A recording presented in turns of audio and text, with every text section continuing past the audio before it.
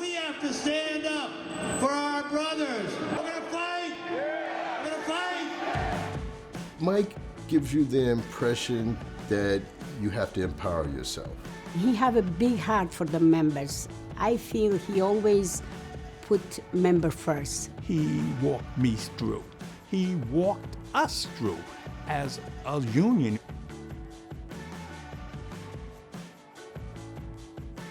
What drives me is the simple need that everyone should be treated with respect.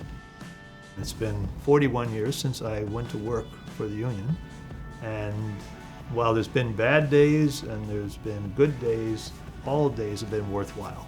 It's been an incredible journey.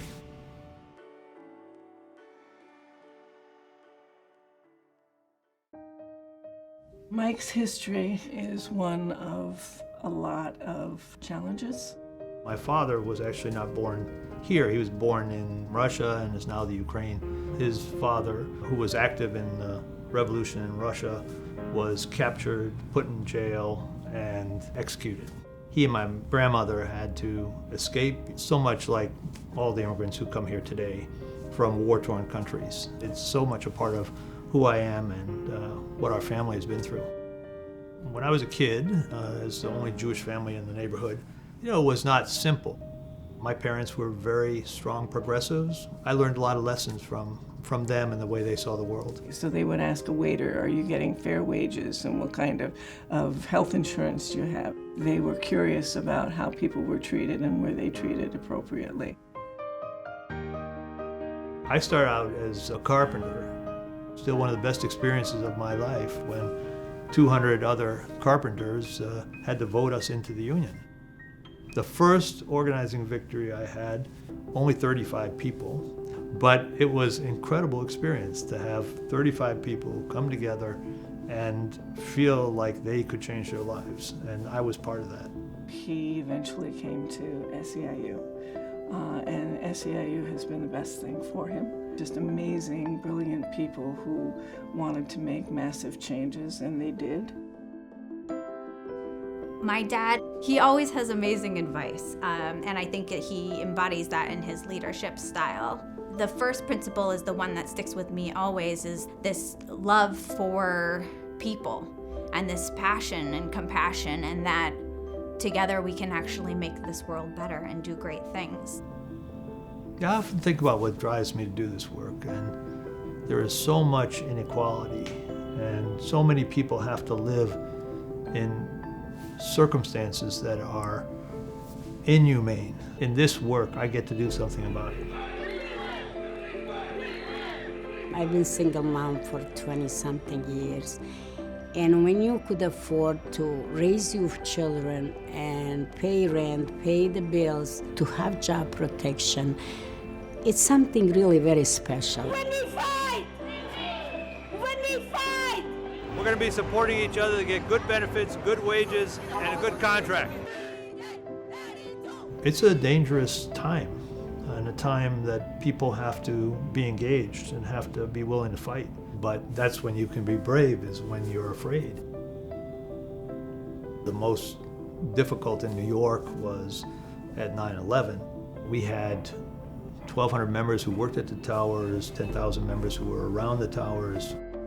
From the very beginning, he was amazing. He just got everybody working together. He asked me to come to New York and help talk to his workers and see what we could do. And we set up a program for 32BJ, which was the first one in the city that actually worked with the families of the deceased. You get through something like that together and you actually take action together. You don't forget that. We want health care. We want pension. Stand up for good wages. Stand up for all working people. Being the leader is always about making choices, and so try and keep a compass about what's right and stay focused on that. And if the compass is about what's right for the members, you'll probably end up doing the right thing. One of the main principles that my father always taught me was to respect everyone and to demand respect for yourself. Even though we're janitors and cleaners, we're the invisible for us, he makes us visible. He came along and he reached into the heart of us. He really grabbed us and held us until we can hold ourselves. When we come together, it's the moment when I feel the best. It's that sense that we can accomplish something together. To see the Fight for 15 start with fast food workers in New York and become a minimum wage law, to see people actually getting enormous changes in their lives, that's exciting for what's going to happen in the next few years. Part of what makes an organization work is many voices being raised, everyone being listened to, and people making compromises to move ahead.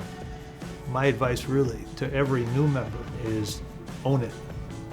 Don't give it to somebody else. It takes strong leadership, not just from those who are in power in the organization or who have authority, but from members, and not be afraid to speak up, or if they are afraid, to speak up anyhow. I've gotten back thousands of times more than I've given. Thank you for really a rich life. That's been my privilege to serve on behalf of everyone. Thank you, Mike, for making me a believer. I want to say thank you, Mike Fishman. You are a great person and you was a great president. And Terry 2BJ loves you.